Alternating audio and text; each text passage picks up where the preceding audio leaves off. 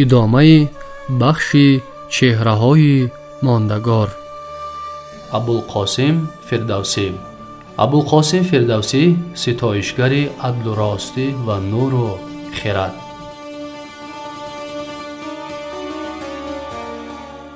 فلسفه حیات بخش فردوسی ما را از گذشته‌مان آگاه ساخته سبق آموزنده و عبرت بخش برای نسل‌های امروز و فردا خواهد شد. خلق تاجیک مثل همه قوم‌های دیگر ایرانی از آن افتخار دارد که حکیم فردوسی در شاهنامه جاودانه خود منظره بسا برجسته وطنمان را از نخستین پدیده‌های زندگی در این سرزمین تا روزگار خود با قلم سحرآفرین تصویر نموده است و ما همراه نویسنده این حماسه جاودانی شاهد هم فیروزی‌ها و هم ناکامی‌ها، هم سربلندی‌ها و هم شکست‌ها می‌شویم. بدخشان و وخان و ختلان و فرغانه و خوارزم و تخارستان، سغد و باختر و ملک شمان در شاهنامه با تمام کوه و دشت و دمن‌هایشان به طور حیرت انگیز به قلم داده شدند.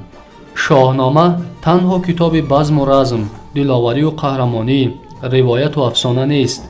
وی پندنامه بی‌نظیر، اخلاقنامه و دستور آموزنده خلق و اطوار حسنه، خصلت و خصوصیات نیک انسان است.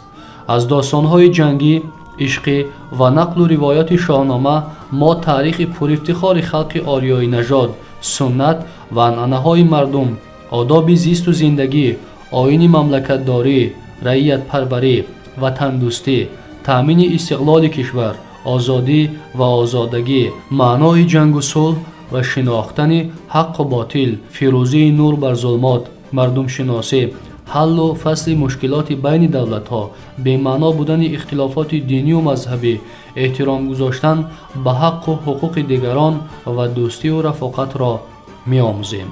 من باور دارم که در مناظره‌های علمی پیرامون بزرگترین کتاب تاریخ ایرانیان بلکه تمام جهان عقل و خرد پهلوهای گوناگون فلسفه فردوسی بزرگوار بررسی خواهد شد و این امکان می‌دهد که محتوای شاهنامه را بهتر و خوبتر درک نماییم و از مبارزه نیکی با بدی، نور با ظلمات دقیق‌تر آگاه شویم.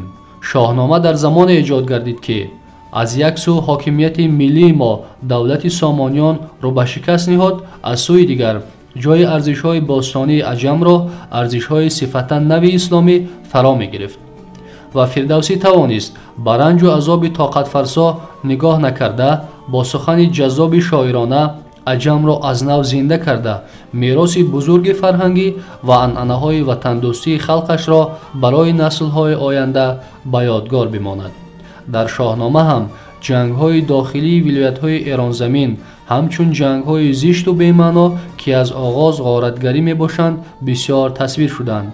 یکی از جنگ‌های بی‌معنا و بی‌دادگرانه جنگ شاه ساسانیان بر ضد شاه هیتال ختلان امروزه خوشنواز است. پیروز که خود با مدد شاه هیتال به سلطنت رسیده بود، پیمان شکنانه او را سرنگون می‌کند و ما می‌بینیم که فردوسی شاه ساسانیان را مذمت نموده حاکم هیتالیان را که برای صلح و آسایش جانبازی‌ها می‌کرد صمیمانه ستایش می‌کند. با قول فردوسی تنها همان نیروهایی که در خدمت عدل و عدالت میباشند قابل ستایشند. در جنگ‌های دامنه‌دار ایران و توران هم فردوسی ایرانیان را فقط همان لحظه ستایش می‌کند که آنها برای داد و عدل مبارزه می‌کنند، زیرا جنگ بی‌عدالتانه غلبه نیست. که هر کو به بیداد جوید نبرد، جگر خسته باز آید و روی زرد.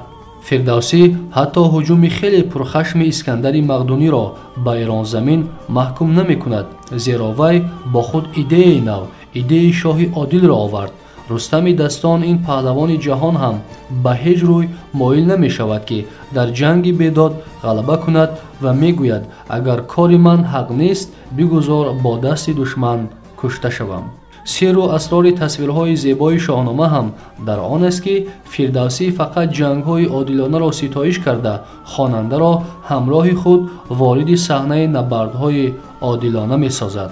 حکیم ابوالقاسم فردوسی به صفت یک انسان پاک نژاد و پاک‌گوهر و شخصیت نابغه و داستانسرای بی همتا سلطان شعر و ادب فارسی گویان جهان واقعا فلسفه و ادب ما را نیروی تازه بخشیده شعر را به هر درد دوا و یاور و مددگار و جانبخش مردم گردانید.